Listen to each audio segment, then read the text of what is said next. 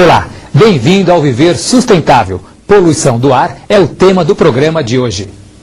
Segundo a Organização das Nações Unidas, as grandes cidades já abrigam metade da população mundial. No entanto, viver em regiões urbanas tem sido cada vez mais difícil. Um dos desafios enfrentados pela população das grandes metrópoles é, na verdade, um enorme problema: a má qualidade do ar, que tem tirado a vida de milhões de pessoas todo ano no mundo inteiro. A poluição do ar é um risco para a saúde humana. Risco por vários motivos. Primeiro, é uma coisa que todas as pessoas que vivem na cidade estão expostas, e cada vez mais um habitante de um grande centro urbano fica dentro de um corredor de tráfego congestionado. E o que a gente foi verificar através de modelos estatísticos, como é que a variação de poluição se traduz em mortalidade em 6 regiões metropolitanas do Brasil, incluindo São Paulo. São Paulo tem os números maiores porque aqui tem mais poluição e mais gente. E, lamentavelmente, cerca de 19 pessoas, um excesso de 19 pessoas, morrem por dia em São Paulo por estarmos acima do padrão de qualidade do ar da Organização Mundial de Saúde. Olha, nós temos, se você falar da população geral, todo mundo, nós temos 2 grupos bastante suscetíveis. O primeiro é o composto por crianças e adolescentes. E o outro grupo é o de idosos, né? Por razões diferentes, né? Crianças e adolescentes estão passando por um processo de crescimento e desenvolvimento, né? E qualquer exposição a um fator agressor pode trazer um transtorno mais sério para essas crianças e para esses adolescentes. E os idosos, eles normalmente já têm alguma doença prévia. Então, ou eles têm alguma doença do coração, ou têm alguma doença respiratória, ou têm as duas junto e, portanto, acabam sofrendo mais os efeitos da poluição. O que os poluentes fazem, a maioria dos estudos no mundo tem apontado para isso, é produzir no organismo um processo inflamatório. E essa inflamação vai alterar os mecanismos de defesa e vai facilitar o aparecimento de infecções. Então, por exemplo, pneumonias, sinusites, rinites, bronquites, têm sido muito associadas aos aumentos na concentração dos poluentes atmosféricos. Os sintomas, tanto os respiratórios quanto os cardiovasculares, por exemplo, que estão ligados à poluição, eles são característicos das doenças em si, né? Então você vai ter febre, vai ter tosse seca ou produtiva, né, com catarro, vai ter falta de ar. Por exemplo, no Brasil, na cidade de São Paulo, morre-se muito mais de poluição do que de tuberculose. Veja, a única solução para a poluição hoje, ela não vai ser via tecnologia somente, ela vai exigir uma mudança de comportamento. Na década de 70, foi implantado no Brasil o Proálcool, que permitiu substituir na gasolina o chumbo tetraetila por etanol. O chumbo é um produto altamente tóxico, alguns dizem até que cancerígeno, e era misturado à gasolina para aumentar o seu poder de explosão. Hoje, mais de 50% da gasolina que move os veículos leves foi substituída pelo etanol, utilizado nos carros flex. Entretanto, a poluição decorrente da emissão de gases pelos escapamentos dos veículos ainda é imensa. Isso porque a frota dos automóveis, caminhões, utilitários, ônibus movidos a gasolina e diesel é muito grande e aumenta a cada dia. Também as motos contribuem para a poluição, pois a maioria delas ainda circula sem catalisador e sem injeção eletrônica. Para enfrentar esta gravíssima questão de saúde pública, precisamos atuar em 3 frentes, em 3 vertentes simultaneamente: legislação, investimentos em novas tecnologias e em conscientização ambiental. Enxofre, óxido de nitrogênio e outras partículas emitidas pelos veículos causam grandes problemas: doenças relacionadas aos órgãos respiratórios e às mudanças climáticas. Essas 2 consequências são capazes de tirar a vida de milhares de pessoas.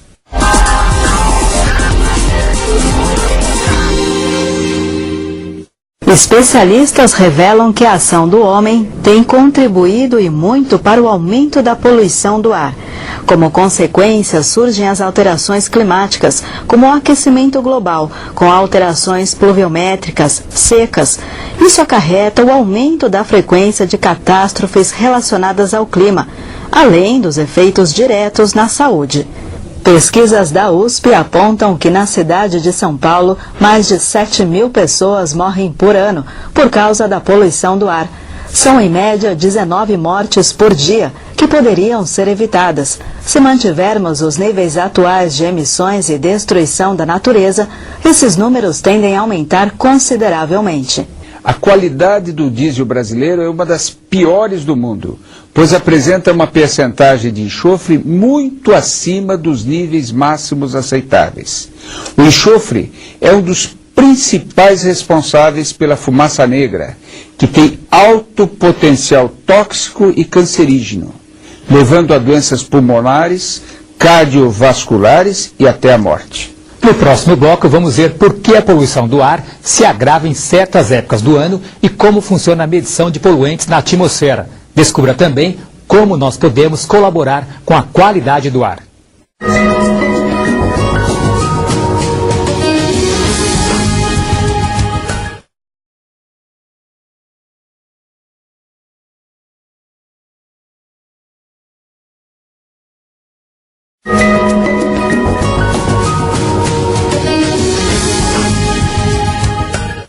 O Viver Sustentável está de volta com o tema poluição do ar. Em algumas épocas do ano, a concentração de poluentes na atmosfera é maior devido a vários fatores. Vamos ver por que isso acontece e também como funciona a medição da qualidade do ar na cidade de São Paulo.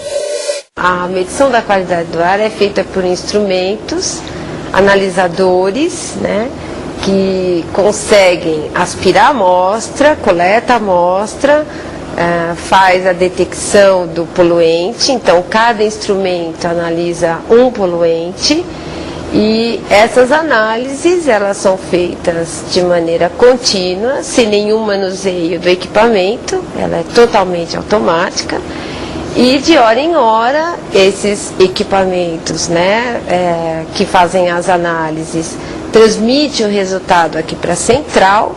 E na central, esses resultados vão diretamente para o site da CETESB, para a internet, disponível para toda a população. No inverno, a concentração de poluentes aumenta muito. Isso porque não existem os processos de remoção dessa poluição, ou pelo menos a frequência é muito menor. Quais seriam esses processos? Chuva frequente, não existe no inverno na maior parte do Brasil, e além disso, há aí a formação da inversão térmica.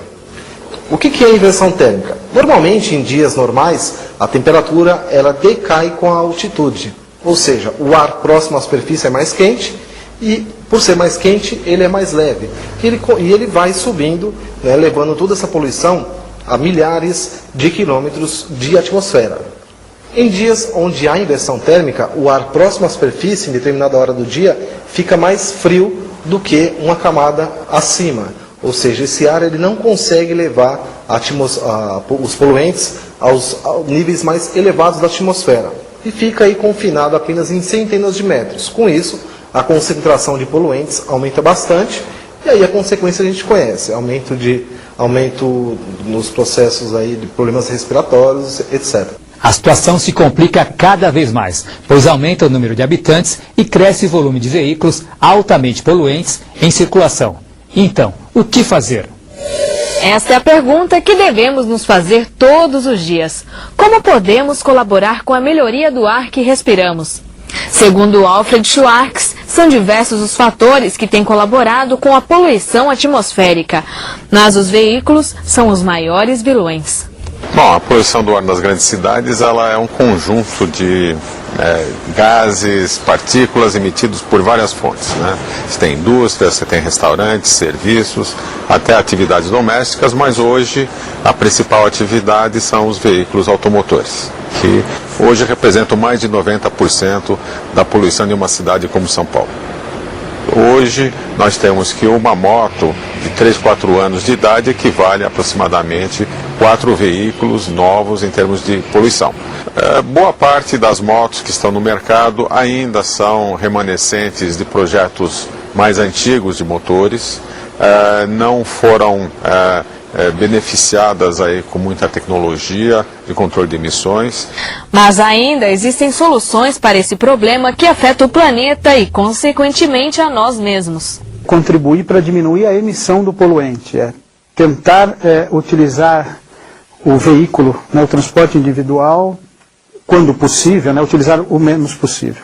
Então, preferir o transporte público. Seria muito interessante se também tivesse um programa de renovação de frota, não só apenas de ampliação da frota, de uma forma que já existe em outros países, onde os veículos mais antigos e, portanto, mais poluidores seriam sucateados, as pessoas receberiam um valor por esses veículos, eles poderiam então comprar veículos cada vez mais novos e a gente teria um processo de redução gradual das emissões através desse outro mecanismo. Então a gente precisa ter veículos que tecnologicamente estejam aptos a reduzir as emissões.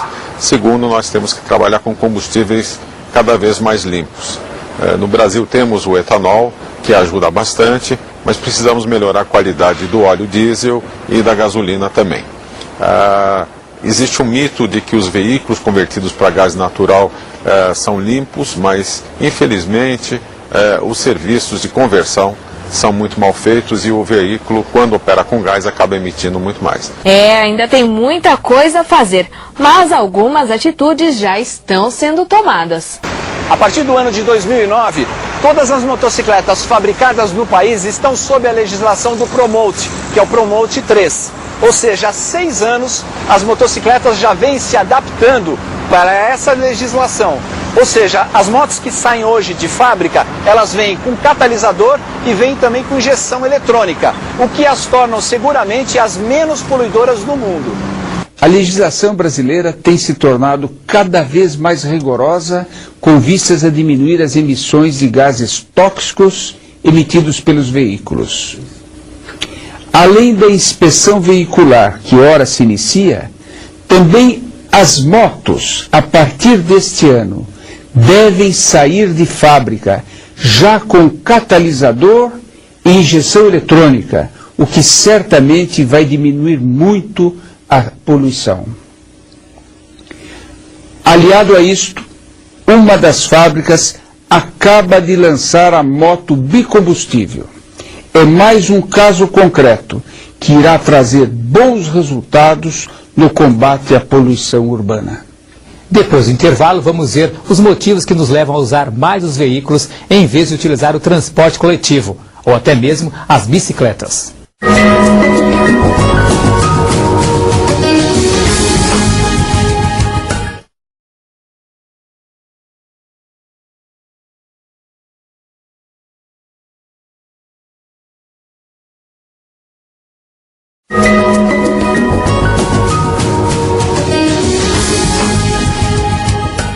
Os efeitos da má qualidade do ar obrigam os grandes centros urbanos a tomar medidas drásticas para reduzir as substâncias poluentes que estão presentes na atmosfera. O número de veículos em cidades como São Paulo assusta.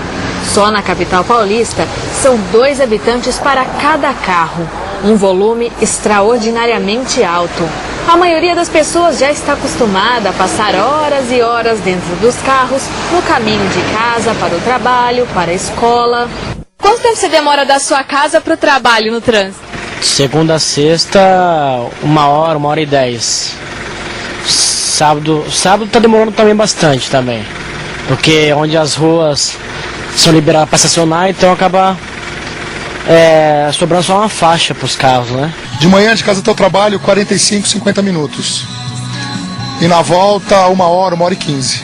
Usar o carro é uma opção, já que a cidade oferece inúmeras linhas de ônibus, metrô e trem. Mas quais são os motivos que nos levam a utilizar os carros, muitas vezes individualmente, e encarar horas de trânsito, gastar mais com combustível? Não, porque o transporte público hoje é de péssima qualidade. Eu uso transporte público de segunda, é o dia do rodízio do meu carro. É sofredor. O povo sofre. Ainda bem que eu só uso só na segunda-feira. É terrível. A tendência é piorar. Complicado demais, eu trabalho na periferia de São Paulo, é difícil de chegar. Muita gente, pouca disponibilidade, né? É complicado, eu vou para um bairro muito distante, teria que baldear várias vezes, demora muito. Você pegava ônibus, aí demorava 1h10, aí eu consegui um carro e aí deu meia hora. Tem gente que dribla o congestionamento, os preços dos combustíveis e ainda aproveita para praticar esportes. Mas para os ciclistas, essa colaboração com o meio ambiente e a saúde ainda é arriscada. Eu costumo trabalhar de bike porque eu acho mais fácil, mais rápido. Só que também tem que tomar muito cuidado porque por causa dos carros, né? Tem carro que não respeita o ciclista, aí tem que tomar muito cuidado, senão você acaba sofrendo um acidente. Então, um tempo atrás eu ia trabalhar de bicicleta, mas por falta de ciclovia e falta de consciência dos motoristas, eu deixei, mesmo usando equipamento de segurança, capacete e tudo mais, não rolou, medo de acidente, muita gente morre, então aí eu achei melhor preservar minha vida. Se o governo, as autoridades fizessem um espaço para as bikes, muita gente andaria de bicicleta, muita gente andaria, porque é bom, faz bem para a saúde. Acho que a turma, devido ao trânsito, não anda, né? Não anda com medo de ser atropelado, sofrer um acidente e tal, né? Falta de ciclovias, transporte público insuficiente. Professor Tami, o que precisa ser feito para incentivar o uso de transporte público e, com isso, diminuir a má qualidade do ar? A diminuição da poluição nos centros urbanos não pode, porém, ficar restrita à questão das emissões. É preciso também levar em conta a necessidade de vultosos investimentos para melhorar a abrangência e a qualidade dos transportes coletivos. É o caso dos investimentos feitos pelo governo do Estado de São Paulo, com a participação da União, na construção do Rodoanel, que evitará o tráfego de milhares de veículos por hora na cidade de São Paulo. Também é o caso dos investimentos do governo do Estado de São Paulo nas novas linhas de metrô. Tudo isso é um esforço imenso para melhorar o trânsito e reduzir a poluição na capital, onde a cada dia são emplacados quase 1.000 novos veículos. Professor, para finalizar, o que podemos concluir sobre a questão da poluição do ar? É evidente a contribuição do etanol para diminuir as emissões e, desta forma, evitar imensos malefícios à saúde pública. O que se espera é que o governo agora faça o mesmo em relação ao diesel, misturando ao diesel uma percentagem de biodiesel, o diesel produzido a partir de produtos agrícolas, a partir da biomassa, que não polui, que não gera poluição, não gera efeito estufa e contribui para gerar empregos verdes. Nas regiões metropolitanas, propõe-se a criação de um biodiesel metropolitano, misturado já a partir do ano que vem, numa proporção de no mínimo 10% ao diesel do petróleo, percentagem que poderá, em 2 a 3 anos, passar a 25%, a mesma percentagem de etanol que é misturada à gasolina. Isto significará uma vigorosa diminuição da poluição causada por caminhões, utilitários e ônibus nas regiões metropolitanas. Uma contribuição ambiental, mas, sobretudo, acima de tudo, uma contribuição para a saúde das pessoas. E o Viver Sustentável fica por aqui. E para mudar a situação do planeta, precisamos fazer nossa parte. E a sustentabilidade é o caminho. Até o próximo programa.